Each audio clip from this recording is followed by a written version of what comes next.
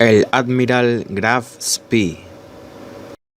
Empecemos con un poco de historia para poder entender.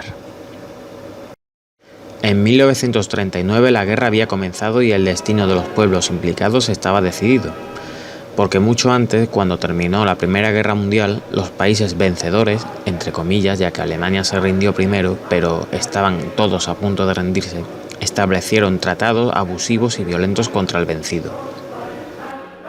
No es por defender a nadie, sino para ponernos en la situación y explicar que estos tratados eran extorsivos, pues querían hacerle pagar a Alemania toda la reconstrucción e indemnización a los vencedores. En buena parte propició a la llegada de Hitler al poder y por añadidura la Segunda Guerra Mundial. Es decir, la Segunda Guerra Mundial fue consecuencia de las malas decisiones tomadas al final de la Primera. Entre esas decisiones estaba la de que ningún barco fabricado por astilleros alemanes podía superar las 10.000 toneladas. Esto dejaba un margen muy pequeño de posibilidades, pero el ingenio alemán estaba muy aguzado y diseñaron nuevos métodos para la fabricación de buques. El primero fue el soldar en vez de remachar. Parecerá ridículo hoy en día, pero en los años 30 los buques se fabricaban con miles de remaches. Con cada remache se hacía más pesado el buque. Los alemanes, al no tener otra opción, evolucionaron la soldadura hasta el punto de poder fabricar barcos más livianos, ya que sin remaches se ahorraba muchísimo peso. Nuevas aleaciones y perfiles metálicos permitieron fabricar una clase de buques que la historia recuerda como acorazados de bolsillo, aunque eran un poco grandes para el bolso de la dama o el bolsillo del caballero, unos 180 metros de largo. Menores que un acorazado, pero mayores que un crucero en poder de fuego y velocidad. A esto le sumaron los motores diésel de alta potencia y rendimiento, haciendo de este tipo de buque una maravilla tecnológica para la época, que volaba a 26 nudos sobre el mar y tenía un alcance de 37.000 kilómetros.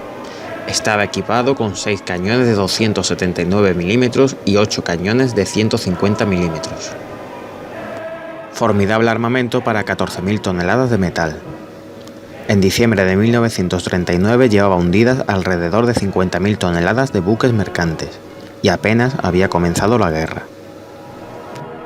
El Graf Spee tenía buena reputación, y su capitán Langsdorff fue respetado porque ningún tripulante de los mercantes hundidos murió en los ataques.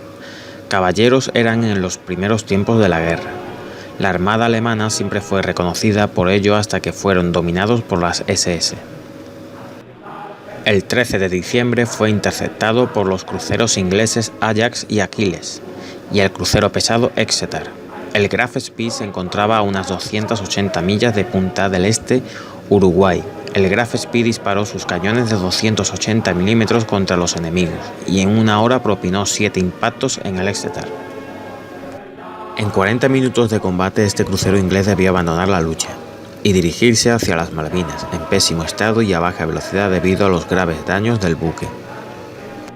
Mientras los dos colosos se batían a duelo, los cruceros ligeros ingleses se acercaron y dispararon sus piezas de artillería de 152 milímetros, dañando superficialmente al buque alemán, que con 2 impactos consecutivos destrozó la mitad del poder de fuego del Ajax. A media hora de perder al Exeter por abandono de la lucha, ya se encontraban a solo 4 millas entre sí los dos cruceros livianos y el acorazado alemán.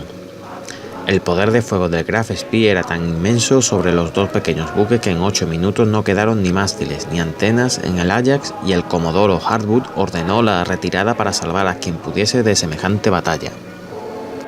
La historia no pudo dilucidar qué sucedió con Langsdorff, que no siguió a los buques ingleses averiados, ya que Hardwood sabía cuál era su destino. Increíblemente se salvaron por la inacción alemana, no por la gracia de Dios. Ni los ingleses comprendieron qué sucedió en aquella oportunidad. Langsdorff prefirió en cambio tomar rumbo a Uruguay, a Montevideo más precisamente, para reparar los daños en vez de hundir a los 3 buques a su merced. Uruguay no quería participar en la guerra, era un país totalmente neutral y negó la posibilidad de reparaciones en Montevideo, tareas que llevarían 2 semanas según calculaba el capitán alemán, pese a las presiones de la embajada alemana para que permitieran la pausa. El 17 de diciembre Langsdorff dejó en tierra a la mayoría de la tripulación y llevó el buque a unas millas de la ciudad. Allí dinamitó el buque ya hundiéndolo.